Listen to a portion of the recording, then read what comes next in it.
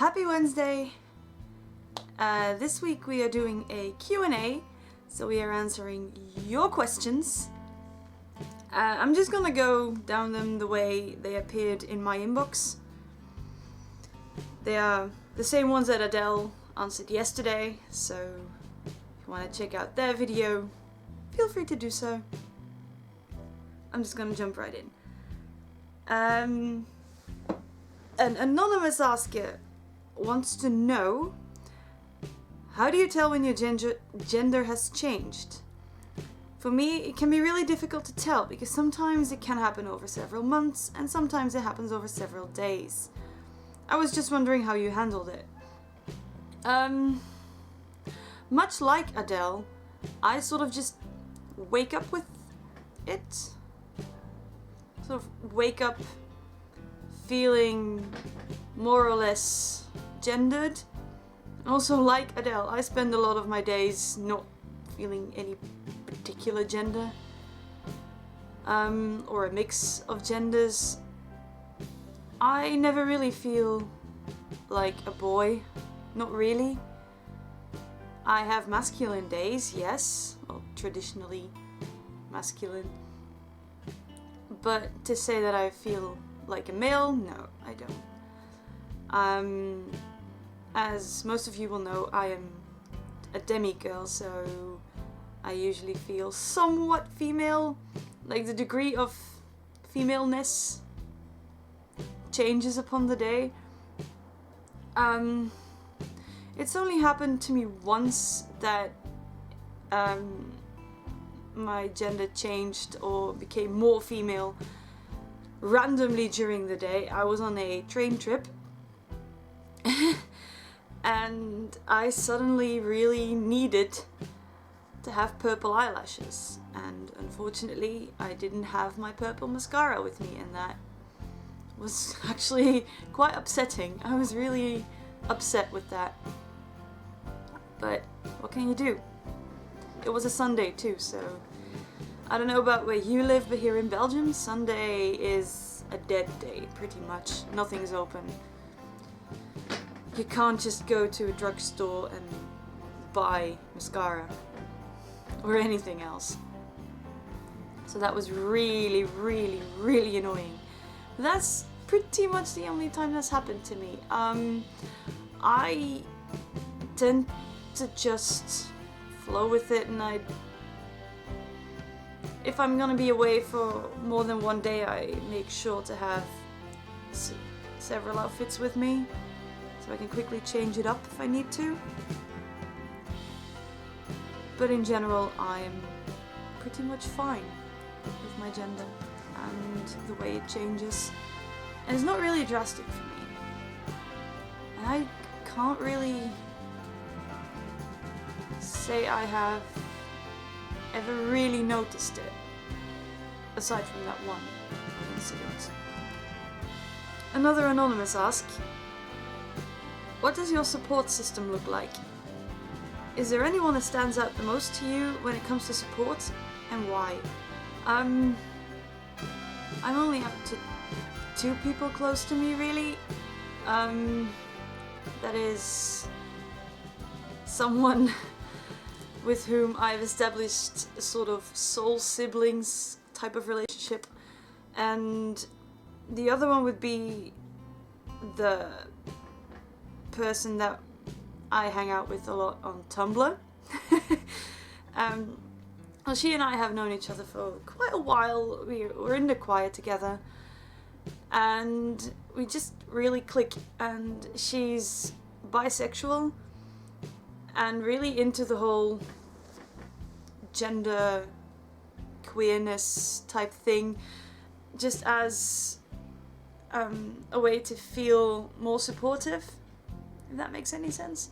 Like, she's trying to be as supportive as she possibly can, and that alone just means so freaking much to me. Another indirect support system that I have is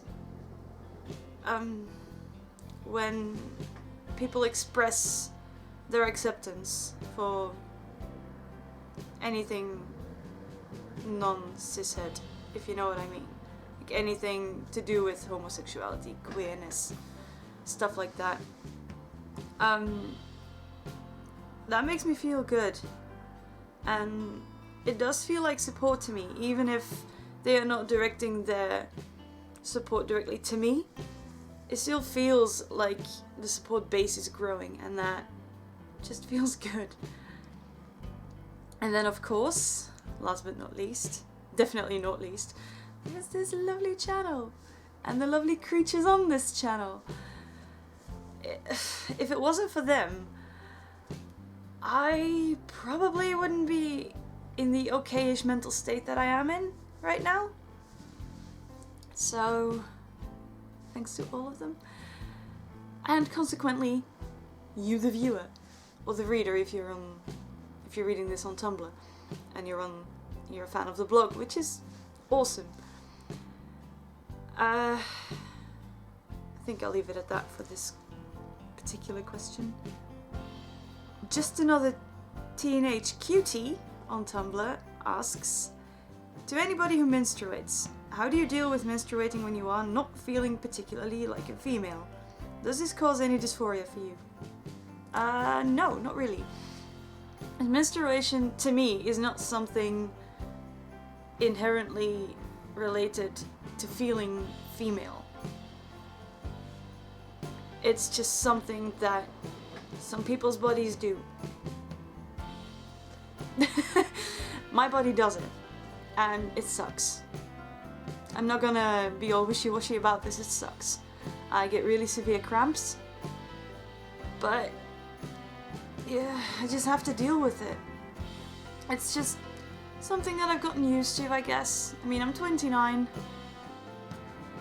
It's just become a part of my life, and I don't really see it as a gendered activity. It's just something that my body does. Another anonymous ask, how can I look androgynous without being thin? How can I look masculine without being thin? Having a chubby, non-angled face and without having flat chest. Ugh!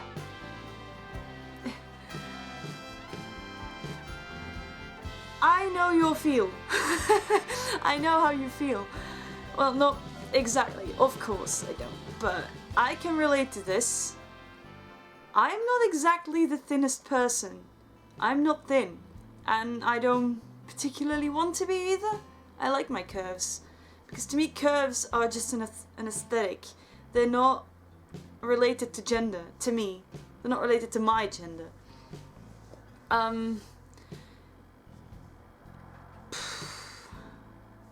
What I tend to do is just layer 2 sports bras and get these just as flat as I possibly can, which isn't very flat. I'm blessed with a rather, well, nice rack, if I may say so myself. And most of the time I like it. I don't mind it. I really don't. But there are definitely times, more and more often lately, where I wish I could just not have boobs. And I've just taken to wearing hoodies and loose t-shirts. And I have some flannels as well that I wear, like men's flannels, meaning flannels from the men's section. Clothes are not gendered. That said, boobs can be androgynous. Penis can be androgynous. If boobs are on an androgynous person, they are androgynous. If a penis is on an androgynous person, it is androgynous. I do get the problem with the aesthetic though. Yeah, what I would suggest is, if you are assigned female at birth, to incorporate more traditionally male characteristics in your clothing, like trying to flat out your chests, wearing flannel, wearing loose fit hoodies, beanies. Beanies are awesome. Yes, Ezra, I have joined the beanie club. The a beanie bunch. That's cute. I'm gonna use that. If you are assigned male at birth and you want to look androgynous, there is no one androgynous look, but I know what you mean. I would suggest just, you know, buying blazers and skirts and dresses and stuff that is designed to fit on the body of someone who was assigned female at birth. And if you have to, fill it up with socks. I've seen people do it.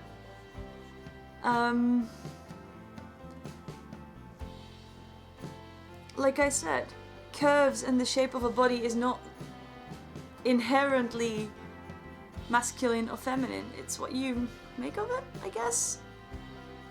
And you can be as androgynous as you want.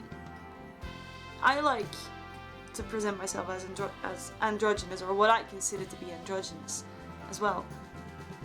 And in a very great contrast to Adele from yesterday's video, who does kind of fit the stereotype of the androgynous person, you know, with the being thin and having the colourful hair. None of that is the way to look androgynous. But I would just suggest this experiment. Just keep trying out things. Go to like H&M or wherever else, Primark if you're in the UK, or wherever else they have affordable, or if you can, cheap clothing, and just try a bunch of stuff on. Just try things from every section. Just keep experimenting and find your own style. Because yes, there is the androgynous aesthetic, but just find your own style within that. Stay true to yourself, no matter what you do. Narcissa Helga said, "Hi. How do you define when you feel like a woman and when like a man? When I try to do this myself, I end up using stereotypes, which I don't find useful." That's a very good one. That's something that I have not really been thinking about until I saw that ask. How do you define? That's something that unfortunately I cannot really give you a proper answer to, because I don't know. I always kind of feel like a quote-unquote woman, but only like kind of, not really.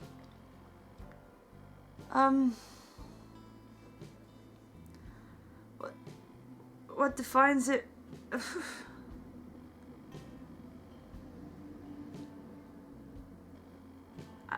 I don't know. I genuinely don't know. I'm gonna pass this one. I didn't want to mention it because I don't want you to think that I skipped your question. But I really don't know. And I'm sorry about that. I know. So I lost the name of the person who sent this in, and I'm sorry about that. Do you find that your gender fluidity comes and goes on its own with no predictable pattern? Or do you find your gender fluxing in response to social stress or stimulation? Or both? As I said earlier in this video, I don't really feel it fluxing at all. I just sort of sometimes wake up with a gender and sometimes I wake up without one. And sometimes I wake up with like half a gender or like shreds of a gender or like the hint of a gender. I don't think it's ever really happened from a particular trigger. Not for me, at least. But it would be perfectly fine if it happened for you. Who knows? Then last but one, I think. Please talk about non-binary representation in the media and what you would or would not like to see, and how the very little representation affects you as a non-binary individual. Me, I don't really consume that much media, to be honest. I don't watch any series. I don't really watch the television ever. I do occasionally listen to a radio to, you know, stay updated with stuff that is happening. But something that I have seen all over Tumblr is Miss Ruby Rose, who is a lovely person, without a doubt. I mean, I've never met her, obviously, but from what I can tell, they're quite the personality, and that's great. We need more people like that. But I've also heard that in Orange is the New Black, the season with Ruby Rose, her character is seen binding with an ace binder. And I'm not okay with that. Those things are not safe. They're not safe, they're not comfortable, and nobody should be binding with them, really. It's... in my opinion, it's safer to not bind than to use an ace binder. Now, I would imagine that in the story, I mean, it does take place in a prison, if I'm correct. I would imagine it would be pretty hard to smuggle in a proper binder. But still, a lot of young people are watching Orange is the New Black. And I'm just worried that it's gonna give off the wrong idea. Another thing that bothered me, like really bothered me, is I watch a channel here on YouTube called Information Overload IO. They are fantastic. I love them. They are brilliant. They're all great. But one of my favorite presenters on the show, Dave Walpole, if you're watching, hi, you're awesome, you're great. But they did a video on Ruby Rose being gender fluid, and Dave's reaction was, and now Ruby Rose came out as gender fluid, whatever that means. And can you not? Thank you. Also, it was mentioned linked to sexuality, which, what? Gender and sexuality are two different things. Yeah. Okay. Let's move past that. Then there's BuzzFeed. They do a lot of videos on gender and sexuality lately, which is fantastic. I know we've all sort of come to have a love-hate relationship with BuzzFeed, but to be honest, I don't hate them all that much. Yes, they've got clickbait, but their videos are pretty good. Sometimes. And they do try to be as inclusive and respectful and accepting as possible. And I think we should acknowledge that. I think that's it for that question. The last one, as far as I can tell, it's a fun one. At least one item on your bucket list. Meet Robert Carlyle. I have had a crush on Robert Carlyle since I was about 13 when I saw Full Monty, and it's probably not his proudest moment, but it's just such an endearing film, and it's still one of my favorite films of all time. And I kind of wish, I don't actually know, is Once Upon a Time still going? Because I'm gonna upset the fandom here, and I'm terribly sorry. I mean, I'm really happy that you get to enjoy this series, I really do, but I don't like it at all. It's just not my thing. I mean, it's a beautiful series. The concept is wonderful. Story is nice, I guess. It's, like I said, it's not really my thing. The acting is great. The casting is fantastic. But I kind of wish it would end so Robert could do other things. I know that's a terribly selfish thing, but... And I'm not actually serious about wanting it to end. Nah, but yeah, so that's probably the top of my bucket list right now. I think that was it. As Adele suggested in yesterday's video, if you have any suggestions for us, any topics you want us to tackle, anything you want us to talk about, feel free to drop them in the comments here or on the Tumblr blog, which I keep forgetting to link to in the descriptions, and I'm so sorry about that. Yeah, that's it for me. I will see you next week. Bye bye, creatures.